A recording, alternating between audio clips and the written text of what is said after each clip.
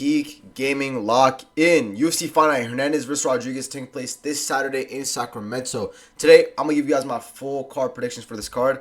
Let's get it. Alright, for the first fight of the night, we have Shanelle the Nightmare Dyer going against Elise Reed. Shanelle Dyer is leagues better than Elise Reed. And the thing with Elise Reed, she is fucking chinny. She has a Taekwondo base. Like, when have we ever seen a Taekwondo base champion win? And we're not counting Islam, even though he did recently get a black belt in Taekwondo. Brother, he does not count. He's a fucking Sambo fighter, bro. Taekwondo is a shit base for MMA. So, Elise Reed has shit ground game. Her best thing about her game is her striking. She has a decent calf kick, maybe okay striking. But, bro, Shanelle Dyer is going to be leagues bigger than her.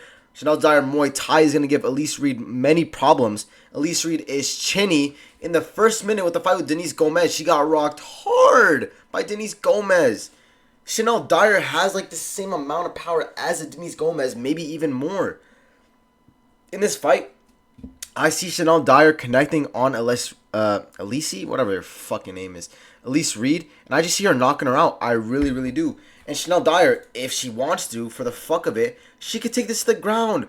Bro, Elise Reed got taken down and submitted by Loma Lookboonmee. Loma Lookboonmee. Yes, 5'1" Loma Lookboonmee. Like, get the fuck out of here, bro. Oh my god. Elise Reed is not UFC level. This is an obvious setup match. I could actually see a round 2 TKO. Mainly because Shanelle Dyer in the first round is kind of like pure Yan, where she's just like downloading information, not really just running into the pocket doing dumb shit. So this actually could be a round 2 TKO, but I just don't like the chin of Elise Reed. I feel like with one actual decent like right hook connection by Shanelle Dyer, Elise Reed is going to go cold and she's going to get knocked out. Alright, in this next fight, we have Jackson the Moose McVey going against West Party Time Schultz. Now, I would say I'm a West Schultz whisperer, you know what I'm saying? I'm going to his last 5 fights correct, even in the LFA, when he went against fucking, oh, not LFA, my bad.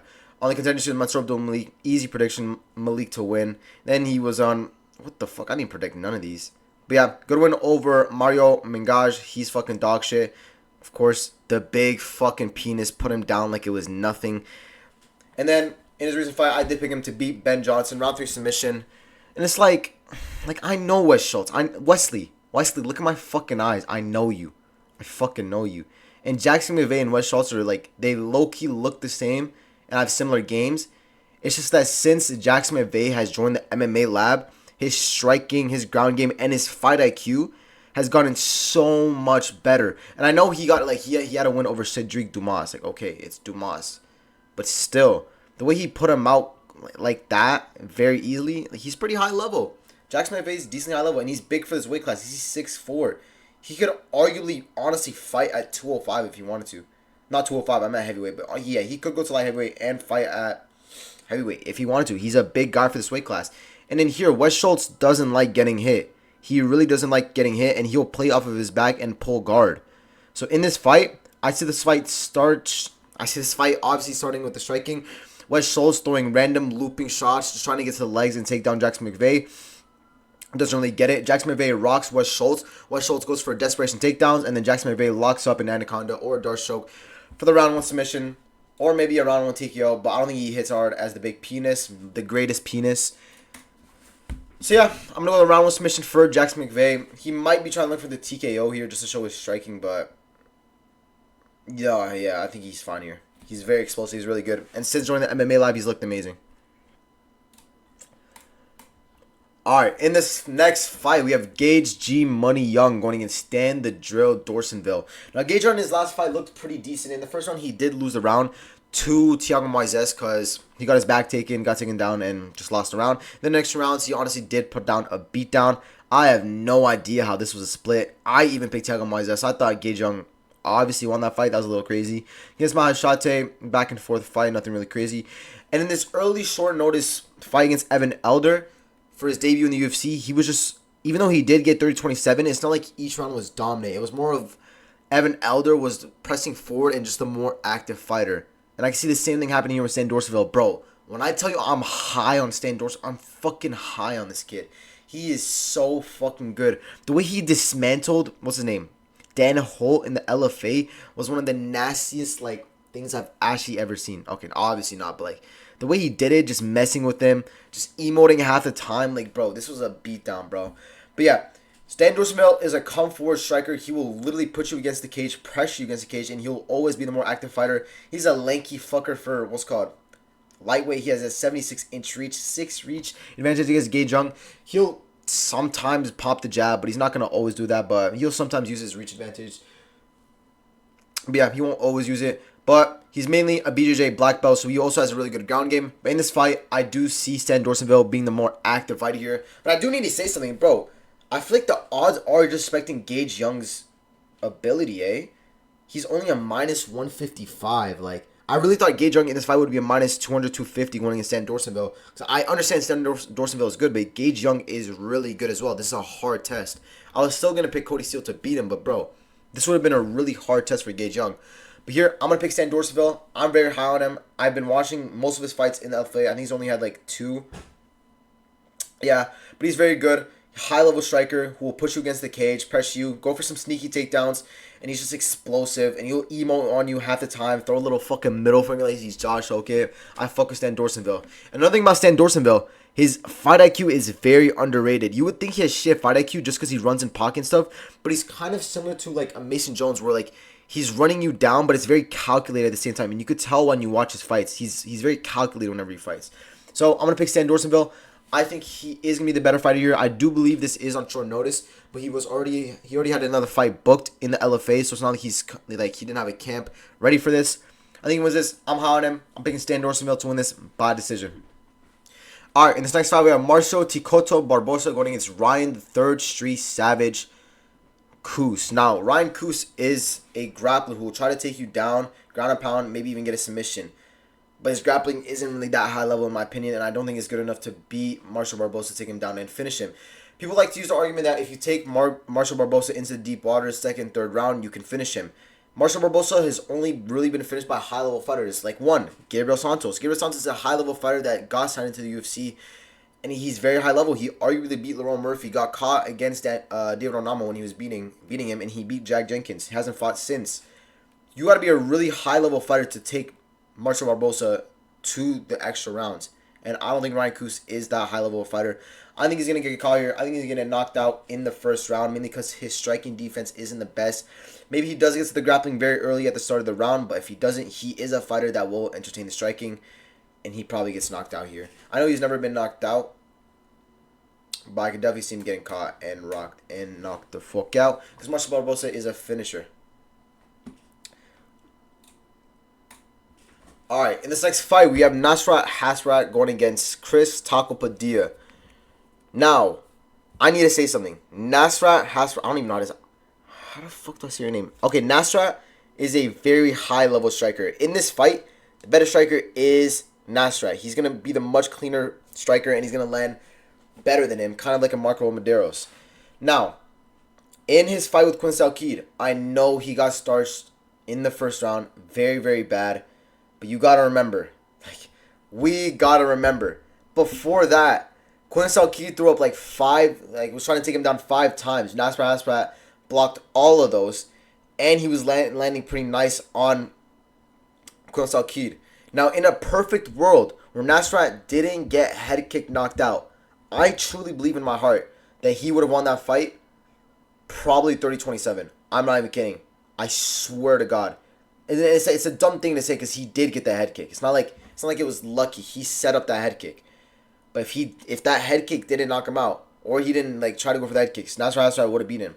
Now, going against Chris Padilla, his main good attribute about him is his fight IQ. He goes into his fights knowing exactly how to break down his opponents and finish them. And his best win, in my opinion, was a win over Rong Zhu, where he landed some nasty elbows on Rong Zhu. Ended up getting doctor stoppage and beat him via TKO in the 2nd round. So this is with Jai Herbert.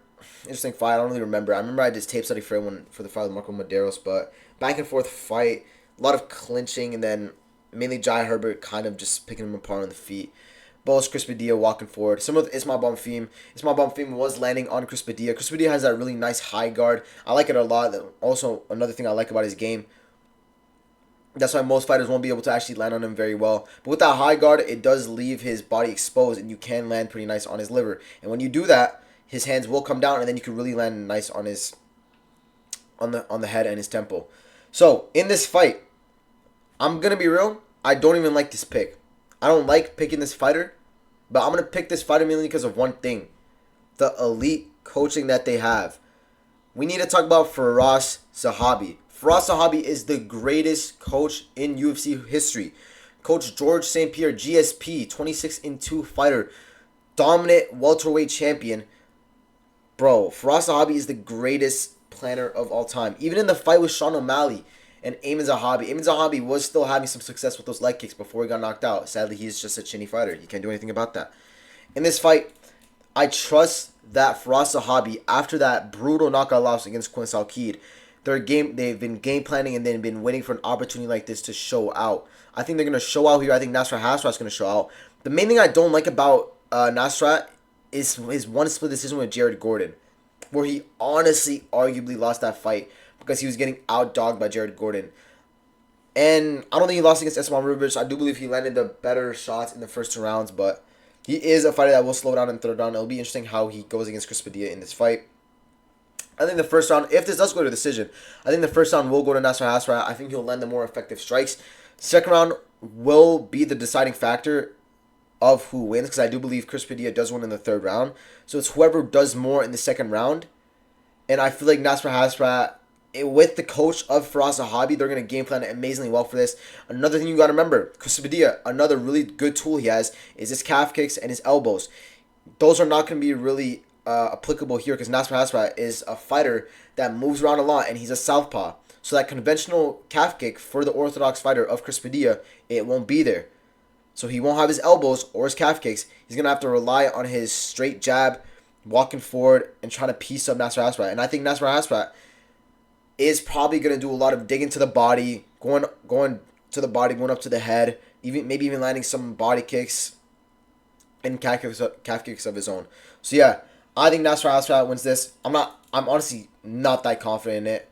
I was just if I'm going to be real, I was very disappointed in the fight with Marco Mederos. I did think he won that, but the fact that he made it that close kind of just disappointed me. But yeah, I'm going to take Nasrat Haqparast here. I'm going to take him by decision.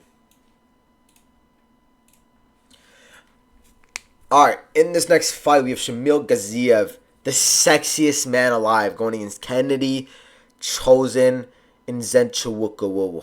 However the fuck you say your name. I'm going to keep this simple, bro. The sexiest man alive is going to win this. He really, really is. And first, we need to compare the level of competition. Shamil Gaziev, okay, he has 2 losses in a row. Let's check the losses. High-level prospect in Brando Pericic. Had him rocked a few times, wasn't able to get it done. High-level fighter in Waldo Cortez Acosta, bro. Where he honestly, I think he did rock Waldo, but Waldo was able to dig deep. Okay, it's not like he had him rocked, but like he had him stung. But then Waldo was able to knock him out after that. And he honestly just gassed out against Rosenstruck.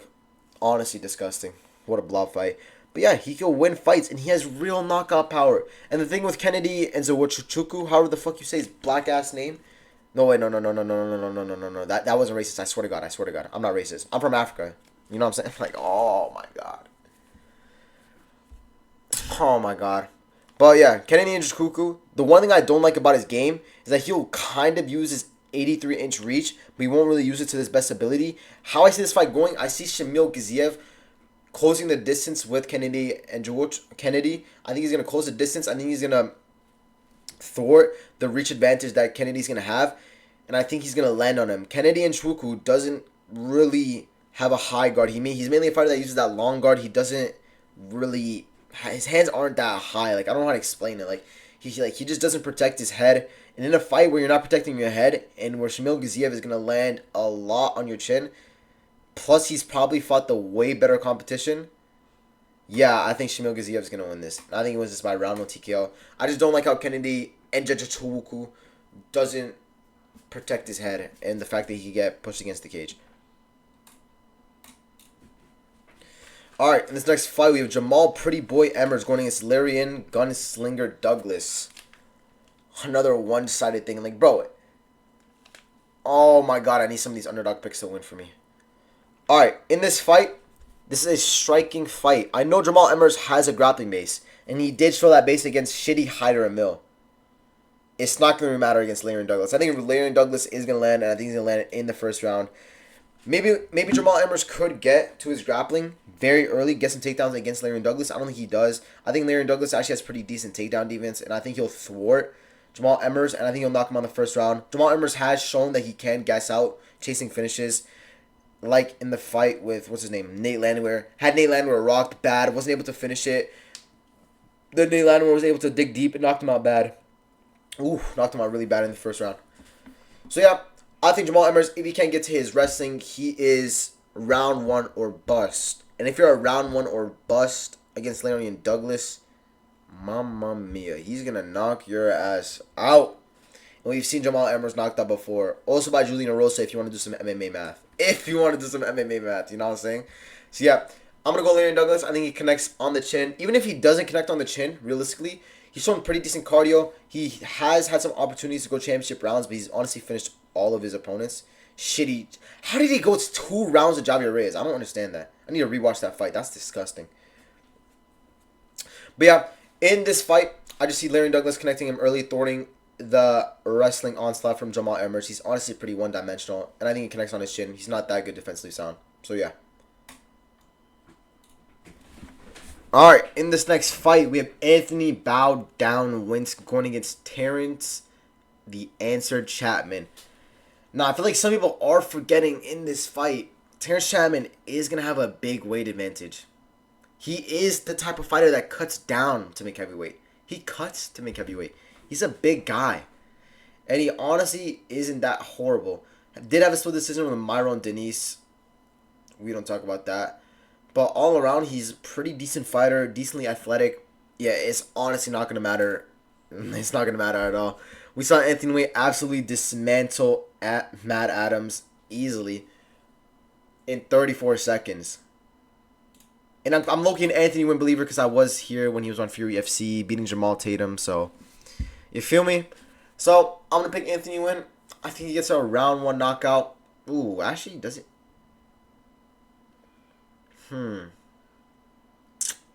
I'll say round 2, actually. I'll actually say round 2. Because he is a fighter that could grapple as well. He can incorporate. He's a very high-skilled fighter. I'm going to go round 2 TKO, though. I think he gets a round 2 TKO. I think he'll push Terrance Chatman against the cage. I think he'll land bombs. And he even incorporate the grappling here and get a TKO on the ground. But we'll see. I think Anthony wins this. And I think he wins this by TKO. I'm not going to lie. Alright, in this next fight, we have Carli Crispy Judice going against Jeisla Abrabra Chaves. Oh my god. Jeisla Chaves is some of the biggest piece of dog shit I've ever watched in my entire life. Like, you're going against Eunice Dubin. Fucking Dubin. And you went competitive with her? Eunice Dubin? That is fucking disgusting. Eunice Dubin is some of the biggest piece of dog shit I've ever seen. I forgot who round 1 TKO'd her, but bro, I remember she got starched, bro. But doesn't really. Oh yeah, she starched Shannon Clark, whatever. Shannon Clark. Yeah, who really gives a shit? But yeah, in this fight, this is a striker versus striker, and I'm picking Carli Judice. Carli Judice, strike for strike, and since her last 2 split decision loss against Gabriela Hernandez and Ernesto Caracate, has improved her output. She's improved her striking accuracy, and she's gonna put some pace here. And her grappling defense is very good. She showed that against Juliana Miller. Like, Juliana Miller, a very creative grappler, was getting some of those, like, takedowns, like, just pushing off the cage, doing some creative shit. Jeisla Chaves isn't doing that. She's not the same grappling level as Juliana Miller. Like, Juliana Miller has a win over Bia Mesquita. That's not Jeisla Chaves. So this fight is going to stay on the feet. She's going to pick her apart on the feet. I don't think she knocks her out. I don't think she does. I really don't. Jeisla Chaves is a dog. She is a dog, and she showed that on her Contender Series fight versus Sophia. Oh my god, I'm stuttering. Sofia Montenegro, who's bad as shit, by the way. Oh my god, she's beautiful. So is the Argentinians, eh? But yeah, I want to pick Carli Judice to win this. I think she just picks apart Jeisla Chaves, 30-27. Yeah, pretty easy. Alright, in this next fight, we have MarQuel Mederos going against Mason the Dragon Jones. Now, I actually have a weird feeling for this fight. Because I think Mason Jones is the better fighter here. But this is such a weird fight where it's like, why is Mason Jones fighting down again? He's on a 3-fight win streak in the UFC. He's 18-2. He's the most entertaining fights in the UFC. All of his fights are entertaining. All of them. Literally all of them. Finishing Balaji Oki. 30-27 Axel Sola, arguably. Gave Axel Sola a chance by spinning elbow knockdown. But then that he got fucked. In this fight, I just see Mason Jones walking MarQuel Mederos down. I really do.